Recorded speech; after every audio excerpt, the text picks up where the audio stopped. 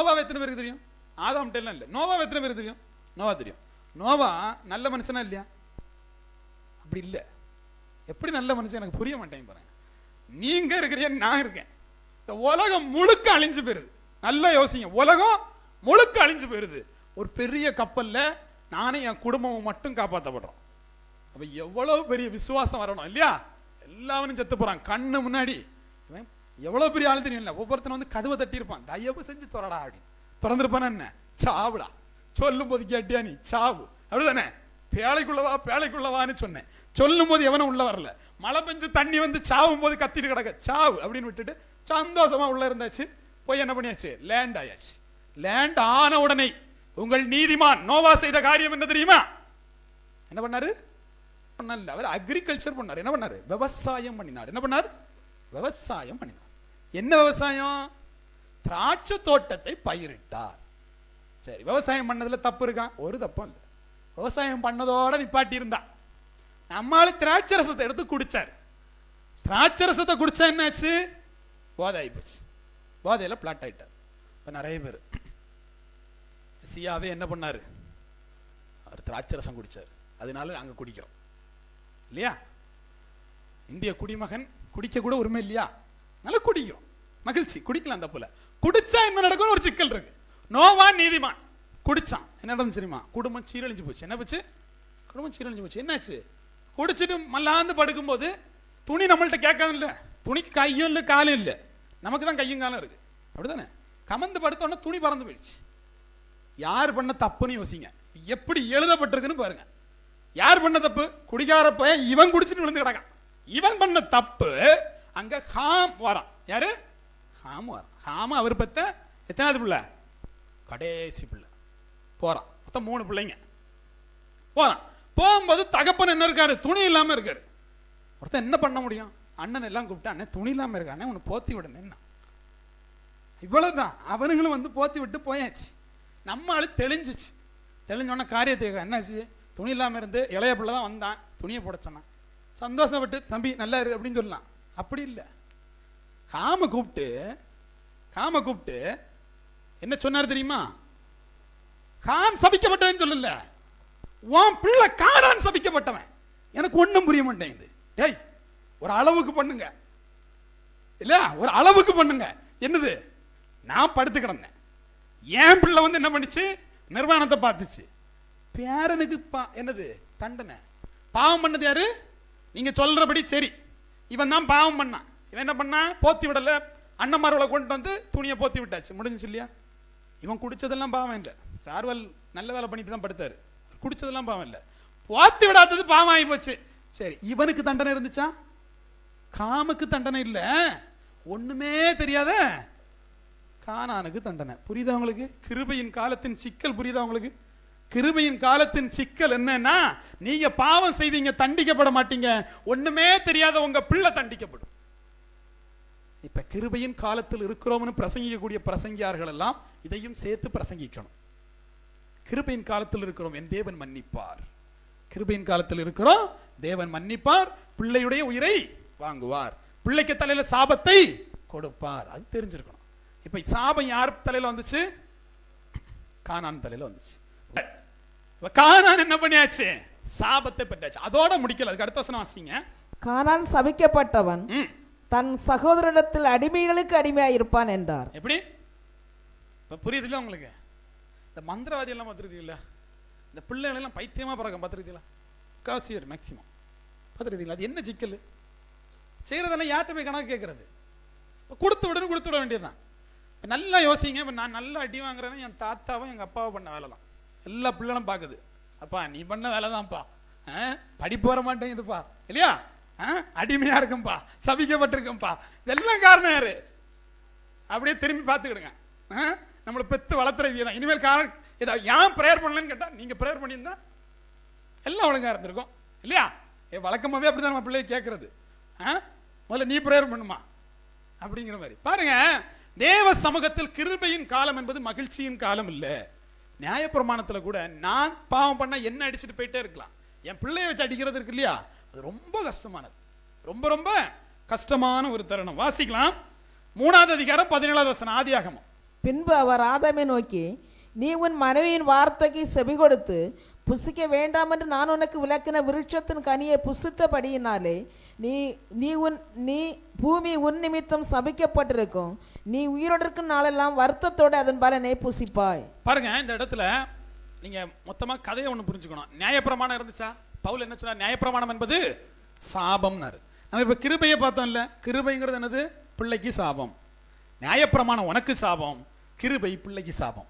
ஆக மொத்தம் எல்லாம் சாபம் தான் இல்லையா? ரெண்டு வழிதான் இருக்கு நீதிமானாக. கிருபையால் விசுவாசத்தால் நீதிமானாகலாம். விசுவாசம் இல்லைன்னா பிள்ளையும் சேர்த்து சாபத்தையும் மரணத்தையும் பெற்றுக்கொள்ளும். இல்லை நீங்க பாவமே செய்யாம இருக்கணும் அப்படின்னா நீங்க நீதிமான் ஆகலாம். நீங்க பாவம் செஞ்சீங்கன்னா நீங்க சபிக்கப்படுவீங்க, நீங்க மரணம் பெறுவீங்க. ரெண்டு வழி தான் இருக்கு. அப்ப எல்லாமே சாபம் தான். உங்களை சாபம் இன்னும் விடவே இல்லை. இது எங்க ஆரம்பிச்ச சாபம் தெரியுமா? ஆதாம்னு ஒரு நல்ல மனுஷன் இருந்தான். அவன் ஒருவேளை என்னவா இருந்திருக்கலாம்? சைனீஸா இருந்திருக்கலாம். ஒரு பாம்பு வந்துச்சு. பாம்பு வந்து என்ன சொல்லிச்சு? அந்த ஆப்பிளை தின்னுறா. உங்களுக்கு தெரிஞ்ச மாதிரி கதையில சொல்லேன். இந்த ஆப்பிளை தின்னு. இல்ல கடவுள் தின்னப்படாதுன்னாரு. டேய் தின்னுமாக்கா, பார்த்துக்கலாமாக்கா, நீ அவரை மாதிரி ஆயிடுவேன்னு பொறாமையில சொன்னாரு. அப்படியான்னு சொல்லிட்டு ஆப்பிளை தின்னிட்டான். இவன் சைனீஸ்காரனா இருந்தா பசிச்சுன்னு சொல்லிட்டு ஆப்பிளை தின்னிருக்க மாட்டான், பாம்பை பிடிச்சி தின்னிருப்பான். அதோட பாம்பு கதை முடிஞ்சு போயிருக்கும். இந்த பாவமும் இருந்திருக்காது, ஒன்றும் இருந்திருக்காது இல்லையா? சிக்கலா என்ன ஆகி போச்சு? பாம்பு தப்பிட்டு ஆப்பிளை தின்னிட்டான். நீங்க சொன்ன மாதிரி. அப்ப இன்னைக்கெல்லாம் ஆப்பிள் 1/2 கிலோ வாங்கி தின்றீங்களா? முடிஞ்சு, எல்லாம் முடிஞ்சு. ஏதேன் தோட்டத்திலிருந்து துரத்தப்பட்டவர்கள். ஆப்பிள் தின்றது பிரச்சனை இல்லை, நம்மால் போட்டாதான் அது ஆப்பிள் இல்லையா?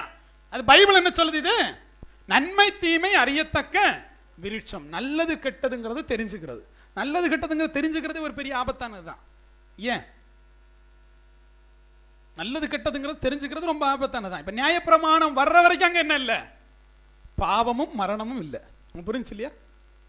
நியாயப்பிரமாணம் இருக்க வரைக்கும் நல்லது கெட்டது தெரிஞ்சிச்சுன்னா மரணமும் ஜீவனும் வரும். மரணமும் ஜீவன் வரும். தேவன் உங்களுக்கு கொடுத்த எல்லாத்திலையும் மரணம் ஜீவன் இருக்கு. என்னெல்லாம் இருக்கு?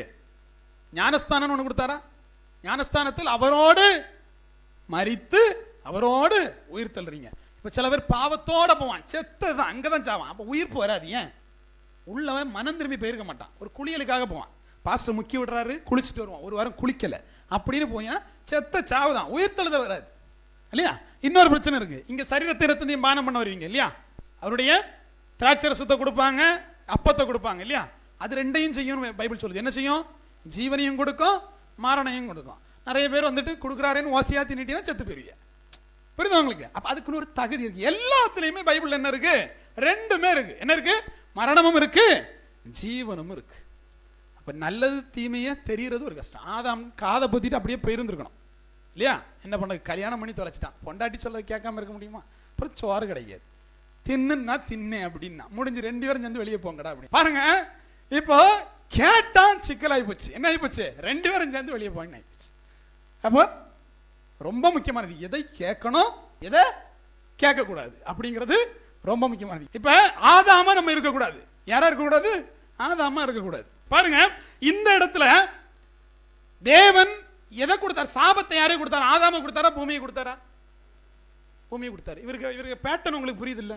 ஆளு ஒரு மாதிரி டைப் தான். எப்படி செய்யறவனை விட்டுருவாரு, சம்பந்தமே இல்லாதது கொடுத்து சாபத்தை கொடுத்துறாரு. தப்பு பண்ணது ஆதாம், தண்டனை பூமிக்கு இல்லையா? அப்ப இந்த கிருபையின் காலத்துல ஒரு சிக்கல் இருக்கு. தண்டனை பூமிக்கு, வருத்தம் யாருக்கு? வருத்தம் யாருக்கு? ஆதாமுக்கு. வருத்தம் யாருக்கு? ஆதாமுக்கு. வலி யாருக்கு? ஏவாளுக்கு. உங்களுக்கு புரியுது இல்லையா? உங்க வீட்டுல நல்லா யோசிங்க. நீங்க எல்லாம் வருத்தப்படுறீங்க இல்லையா? நீங்க பண்ண தப்பு இல்லப்பா, உங்க பாட்டேன் ஆதாம் பண்ண வேலை. நீங்க எல்லாம் வலியோட இருக்கிறீங்க இல்லையா? காரணம் என்ன? நம்ம ஏவாள் பண்ண வேலை. உங்களுக்கு புரியுது இல்லையா? தேவன் சாபத்தை பூமிக்கும் வருத்தத்தை உங்களுக்கும் கொடுத்து விட்டார். எல்லார்ட்டையும் வருத்தம் இருக்கு. எல்லாரும் அதிகபட்சம் என்ன பண்ண முடியும்? வருத்தப்பட முடியும் இல்லையா? அதிகபட்சமா என்ன பண்ண முடியும்? ஒப்பாரி வைக்க முடியும். அப்படிதானே? அதிகபட்சமா போய் வந்து எப்பா என்ன பண்றது தேவனே ஒன்னும் தெரியலையே அப்படின்ட்டு. இப்ப தேவன் பெரிய நல்ல மனுஷன். வருத்தப்பட்டு பாரம் சுமப்பவர்களே, வருத்தத்தை நீங்க தான். எப்படி? இந்த வருத்தத்தை கொடுத்ததே நீங்க தான். எல்லோரும் இடத்தில் வாருங்கள், நான் உங்களுக்கு இளைப்பாறுதலை தருவேன். இளைப்பாறுதல் மட்டுமல்ல, அந்த வருத்தத்தை கொடுத்ததும் நீங்க தான். அதான் சிக்கல். இப்ப தேவன் தான் உங்களுக்கு வருத்தத்தை கொடுத்திருக்காரு. வாழ்க்கை முழுக்க வருத்தப்படுறீங்க இல்லையா? இப்ப ஒரே வழி, இந்த வருத்தம் போனோம்னா என்ன போனோம்? தேவன்கிட்ட போனோம். யார்ட்ட போனோம்? இங்க வந்திருக்க யாராச்சும் சந்தோஷமா வந்திருக்கீங்களா? உங்களை அழைத்த போது எப்படி அழைத்து? ஏதோ ஒரு வருத்தம் இருந்திருக்கும். அதன் மத்தியில கூப்பிட்டா தான் வருவேன். சந்தோஷமா இருக்கவன கூப்பிட்டா நான் தான் சந்தோஷமா இருக்கேன், எனக்கு கடவுள் இல்லையா? இப்ப வருத்தம் கொடுக்க வேண்டிய தேவை இருக்கு. வருத்தத்தை கொடுத்து எடுப்பாரு. நிறைய நேரத்துல எல்லாம் ஏன் பிரச்சனை வருதுன்னு யோசிப்பீங்கல்ல, கடவுளை விட்டு ரொம்ப தள்ளி இருக்கிறிய, கடவுளுக்கு தேவைப்படுது, அதனால வருத்தத்தை கொஞ்சம் எக்ஸ்ட்ராவா தருவார். எந்த வீட்டுல எல்லாம் வருத்தம் இருக்கும், அப்ப கடவுள் பக்கமா போனோம். இப்ப வருத்தப்பட்டு பாரசும் அவர்களை நீங்கள் எல்லாரும் என்னிடத்தில் வாருங்கள், நான் உங்களுக்கு என்ன தருவேன்? இளைப்பாறுதலை தருவேன். இந்த இளைப்பாறுதலுக்கு வேண்டி தான் ஓடிட்டு இருக்கோம். எதுக்கு வேண்டி ஓடுறோம்? இளைப்பாறுதலுக்கு வேண்டி தான் ஓடுறோம். மொத்த கதை புரியுது இல்லையா? மரணத்தை நீக்கி வருத்தத்தை கொடுத்தாரு. வருத்தத்துல இருந்து விடப்படனா இளைப்பாறுதல் தேவை. இளைப்பாறுதல் எங்க தேவை? இளைப்பாறுதல் எங்க தேவை? பரதேசிக்கு போனோம். எங்க போனோம்? பரதேசிக்கு போனோம். பரதேசிக்கு உள்ள எடுப்பாரா இல்லையாங்கிறதா இப்ப சிக்கல் இல்லையா? நித்திய ஜீவனை கொடுப்பாரா இல்லையாங்கிறதா சிக்கல். இந்த பூமியில எப்படி வாழ்றீங்களோ அதுக்கு ஏற்றபடிதான் உங்களுக்கு என்னது இளைப்பாறுதல் கொடுக்க போறாரா இல்லையாங்கிறது. இளைப்பாறுதல் பெறுவது ஈஸி, எங்க பெறுறீங்கிறது தான் மேட்டர் இல்லையா? இளைப்பாறு செத்துட்டேன்னா இளைப்பாறுதல் தான், அப்படியே படுத்துக்கிட வேண்டியதான். ஆனா பரலோக ராஜ்யம் போய் சேர போறீங்களா அப்படிங்கிறது தான் கேள்வியா இருக்கு. எல்லாத்தையும் நன்மையானாலும் தீமையானாலும் தேவன் எங்க கொண்டு நிறுத்துவாரு? நியாயத்தில் கொண்டு வந்து நிறுத்துவார் என்பதை அறி. பாருங்க, ஆதாம் பாவம் செய்யறான், அந்த பாவம் எல்லாரையும் ஆண்டு கொள்கிறது. 3:23 ரோமர் 3:23 வாசிங்க. எல்லாரும் பாவம் செய்து தேவ மகிமையற்றவர்களாகி. பாருங்க, இப்ப எல்லாருமே பாவம் செய்யறோம் இல்லையா? யார் மூலமா? ஆதாம் செய்ய பாவத்து நிமித்தமாக பாவம் செய்யாதவர்களையும் மரணம் ஆண்டு கொண்டது. வாசித்திருக்கீங்களா? ரோமர் 5 இல்லையா? 12, 13, 14 இருக்கட்டும். நான் சொல்றேன் கேளுங்க, இந்த வசனம் உங்களுக்கு தெரிஞ்சனால சொல்றேன். பாவம் செய்யாதவர்களையும் மரணம் ஆண்டு கொண்டது. யாரு பாவம் செய்யாதவன்? கானான் பாவம் செய்யாதவன். பாவம் செய்யாதவையும் மரணம் ஆண்டு கொண்டது. தாவீது மோய் பாவம் செய்யாதவன். பாவம் செய்யாதவனையும் மரணம் ஆண்டு கொண்டது. இதெல்லாம் கிருபையின் காலம். இதெல்லாம் எந்த காலம்? கிருபையின் காலம். பாத்தீங்கன்னா கிருபை வேணும்னு தேவன்கிட்ட கேட்டீங்கன்னா கிருபையும் கொடுப்பார், பிள்ளைக்கு சாபத்தையும் கொடுப்பார், மரணத்தையும் கொடுப்பார். நம்முடைய வாழ்க்கையில நம்ம எப்படி வாழணுங்கிறது ரொம்ப முக்கியமானது. கானானுக்கு கொடுத்த சாபம் என்ன சொல்லுங்க? 2 விஷயம் கொடுத்தாரு. என்ன கொடுத்தாரு? சபிக்கப்பட்டவன் அடிமையா இருப்பான். கானான் சபிக்கப்பட்டவனா? ஆமா சபிக்கப்பட்டான். அடிமை ஆனானா? ஆமா அடிமையான. எப்படி ஆனான் பாருங்க. மொத்த யுத்தம் எதுக்கு நடந்துச்சு?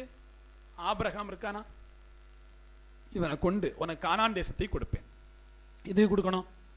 எது கொடுக்கணும்? கானானை அடிமையாக்கணும். புரியுது இல்லையா? கானானை அடிமையாக்கணும். கானானியர்களை அடிமையாக்க எபிரியர்களை கையில் எடுத்தார். கானானியர்களை அடிமையாக்க எபிரியர்களை கையில் எடுத்தார். 2 அண்ணன் தம்பி பிள்ளை தான் இல்லையா? நோவாவுக்கு எத்தனை பிள்ளைங்க? 3 பிள்ளைங்க. பேர் சொல்லுங்க. Same, com. இப்ப சேமோட பிள்ளை தான் யாரு? ஆபிரகாம் இல்லையா? அந்த வழித்தோன்றல தான் வரது யாரு? ஆபிரகாம். காமோட பிள்ளை யாரு? கானான். கானான் சபிக்கப்பட்டுட்டான். கானான் அடிமையாக்கணும். யாரை வச்சு? நீ சேமுக்கு அடிமையாக இருப்பாய். அதனால ஆதாம்கிட்ட சொல்றாரு, உன் சந்ததிக்கு கானான் தேசத்தை கொடுப்பேன் இல்லையா? இப்ப இவன் கொண்டு போய் இந்த ஜனத்தை எல்லாம் வழி நடத்தி மோசையை கொண்டு போறாரு. எது? இந்த வாக்கு தத்தத்தை நிறைவேற்ற. அப்பதான் வழியில பாருங்க, தேவன் ஒரு வாக்கு தத்தத்தை உங்களுக்கு கொடுத்துட்டாருன்னா அதை நிறைவேற்ற அவர் என்ன வேணாலும் செய்வார். எப்படி செய்வாரு? போர், பயங்கரமான போர். கானானியர்கள் யாருன்னு சொல்லிட்டு இங்க 10 அதிகாரத்தை வாசித்தீங்கன்னா இருக்கும். எல்லா குடும்பத்தையும் சொல்லியிருப்பார். கானானியர்கள் வரிசையா 11 பேர். 11 பேர் அவனுக்கு பிள்ளை பிறப்பாங்க. அந்த 11 பேருமே இருப்பாங்க. பாருங்க, போர் நடக்குது. போர் நடக்கும்போது வானத்திலிருந்து கல் வந்து விழுந்து செத்து போயிடுவான். வானத்திலிருந்து கல் வந்து விழுந்து. இவர் பண்ற போரெல்லாம் இப்படிதான் இருக்கும். எல்லாம் ஃப்ராடுத்தனமா இருக்கும். போர்னா 2 பேரும் மாறி மாறி அடிக்கணும். எரியோ கோட்டின் மதில்கள் சுத்தி நின்று பிரேயர் பண்ணுங்க, விழும், முடிஞ்சு. நீ என்ன பண்ண? பிரேயர் தான் பண்ண, முடிஞ்சு, ஜெயித்தாச்சு இல்லையா? நீ சும்மா போ, வானத்திலிருந்து கல்லோட எல்லாம் செத்து போயிடுவான். புரியுது இல்லையா? எப்படிப்பட்ட வேலை இல்லையா? இன்னொரு குழவி போய் கொட்டும். குழவி கொட்டி அவன் ஜெயித்துருவான். இதெல்லாம் வாசிக்கும் போது ஒரு அளவுக்கு பண்ணலாம் இல்லையா? தேவன் ஆசைப்பட்டார்னா உங்களுக்கு ஜெயத்தை எப்படியும் கொடுப்பாரு. எப்படி கொடுப்பாரு? எப்படி கொடுப்பாரு? எப்படி கொடுப்பாரு? சூரியன் நில்லு, சந்திரன் நில்லு, நான் போய் போர் பண்ணிட்டு வரேன், அந்த அளவுக்கு கொடுத்தாருங்க. இஸ்ரவேல் ஜனத்திற்காக எல்லாவற்றையும் என் தேவன் செய்து கொடுத்தார். ஏன்னா இந்த வாக்கு தத்தம் நிறைவேறணும். எந்த வாக்கு தத்தம்? கானானியர்கள் அடிமைப்பட்டு போக வேண்டும் என்கிற வாக்கு தத்தம் நிறைவேறணும். வாசிங்க 1 ராஜாக்கள் 21 அதிகாரம் 23 வசனம் வாசிங்க. ஏசபேலையும் குறித்து யாவா, நாய்கள் ஏசபேலை இஸ்ரவேலின் மதில் அருகே தின்னும். பாருங்க, இந்த எசபேல் யாரு? எசபேல் யாருங்க? யாரோட பிள்ளை? இதே கானான் சந்ததியுடைய பிள்ளை தான் யாரு? எசபேல். இப்ப எசபேலுக்கு விரோதமா யாரு போனா? தேவ பிள்ளைகளுக்கும் தேவ கோபமும் யார் மேல மூண்டது? எசபேல் மேல. எசபேல் அப்படியே இந்த ஜன்னல்ல இருந்து கீழே விழுவா, அவருடைய ரத்தத்தை நாய் தின்னும். அந்த இடத்துல ஆரம்பிச்சு ஒவ்வொரு பிள்ளைகளா கொண்டுட்டு வருவார். ஒவ்வொரு பிள்ளைகளா கொண்டு எங்க கொண்டு விடுவார்? கடைசி வரைக்கும். எங்க வரைக்கும்? யோசுவாவுடைய ஒவ்வொரு போர், கிதியோனுடைய ஒவ்வொரு போர், எல்லாத்திலையுமே இந்த சந்ததியை அடிச்சு ஒடிச்சு அடிமை ஆக்கும் போதுதான் கானான் தேசத்தை சுதந்திரித்துக் கொள்வார்கள். இதுதான் வாக்குத்தத்தம் இல்லையா? தேவ சமூகத்தில் தேவன் ஒன்றை, ஒரு சாபத்தை கொடுத்தால் அந்த சாபம் என்னைக்கா இருந்தாலும் நிறைவேறும். எப்படி? எத்தனை வருஷம் கழிந்து நிறைவேறும். கொடுத்த சாபம் நோவாவின் காலத்தில் நிறைவேறியது யாருடைய காலத்தில்? யோசுவாவுடைய காலத்தில். இத்தனை வருஷம் தாண்டியும் அந்த சாபம் உங்க வீட்டில் தான் இருக்கும். ஒரு பாவம் உங்கள்கிட்ட இருந்து தண்டனை இல்லாம போச்சுன்னா உன் பிள்ளைகளின் பிள்ளைகளை, பிள்ளைகளின் பிள்ளைகளை அது பழி வாங்கி முடிக்கிற வரைக்கும் அது உங்க பின்னாடியே தான் வந்துட்டு இருக்கும்.